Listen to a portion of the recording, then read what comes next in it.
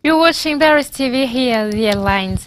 In Niger, 3 days of national mourning were declared to pay tribute to the victims of attacks that killed 100 civilians.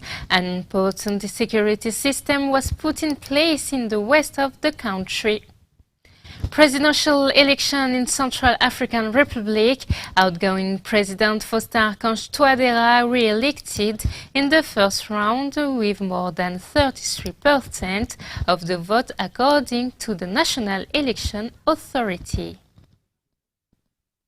As I told before, in Niger, after the deadly attack of 100 villagers on Saturday in the west of the country, Interior Minister Al-Kash Alada announced a national mourning for terror victims and the threatening of its security in the border area of Mali.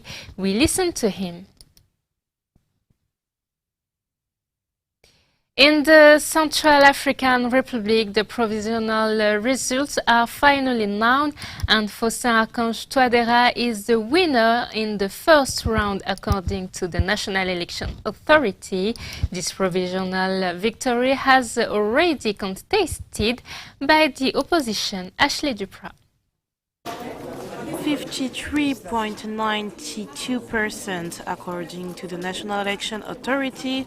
Faustin-Archange Touadéra was re-elected with this provisional score. The knockout blow so much promised by his party seems for the moment to be confirmed. The MCU, which already a few days ago announced the victory of its challenger through data collected from their supporters in the polling station. A provisional victory certainly, but already disputed. Only 1.8 million persons, or nearly half of the Central African electorate, could have voted.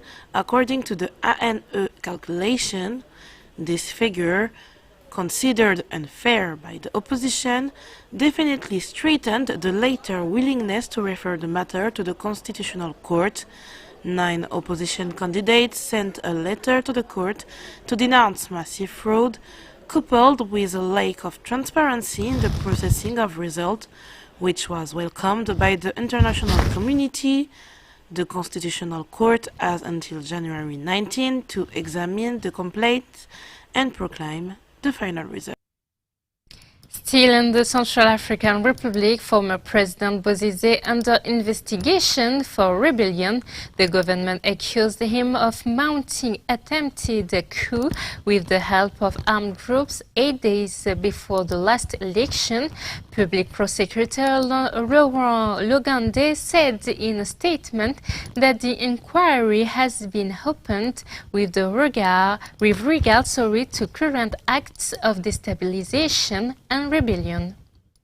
In Ghana now, government strengthens COVID-19 safety protocols at Kotoka International Airport because of the positivity rate among international arrivals, which rose from September to December. The president has announced new guidelines. We listen to him.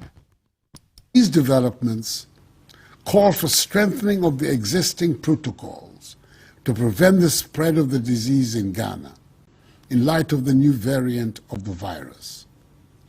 Therefore, the following measures will be implemented in addition to existing guidelines on international travel for COVID-19 in Ghana. 1.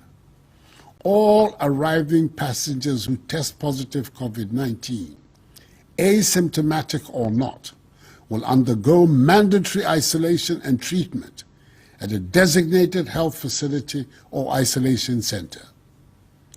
The isolation will be for a period of 7 days at the cost of government.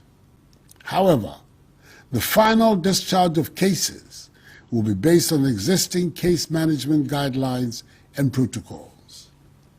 2. All passengers who are in isolation will undergo a repeat COVID-19 test within 24 hours of arrival, with a cost also borne by government. This test will also include genomic sequencing for COVID-19. And 3, all passengers who test negative for COVID-19 will be required to adhere continuously to COVID-19 safety protocols and will receive regular information on COVID-19 within 5 days of arrival in Ghana. I want to assure all Ghanaians that the testing regime in place at Kotoka is among the strictest in the world, and as certified by the Food and Drugs Authority, it is capable of detecting this new variant of COVID-19, which is plaguing other nations around the world. We continue our review of the presidential speeches of the new year. The Kenyan head of state Uhuru Kenyatta wished for 2021 to be the year of rebuilding, the year of bold decisions, and finally the year of the First Amendment. We listen to him. With the new year anticipated as the year of rebuilding, the year of retaking lost territory, and the year of bold decisions, we also call upon you, our fellow Kenyans, to also embrace it as the year of our First Amendment. As I said in my Madaraka Day, as well as my Mashujaa and Jamhuri Day addresses this year, the country is staring at a constitutional moment. And you all know that in a constitutional moment, the soul of a nation is constantly in turmoil. We end this edition in Algeria, where the activist Walid Keshida, 25 years old, was sentenced to 3 years in jail for satirical social media posts mocking the President Abdelmadjid Tebboune and Islam. This sentence comes in a climate of increased repression of freedom of expression on the internet in the country. Thank you for watching us. The information continue on Paris TV.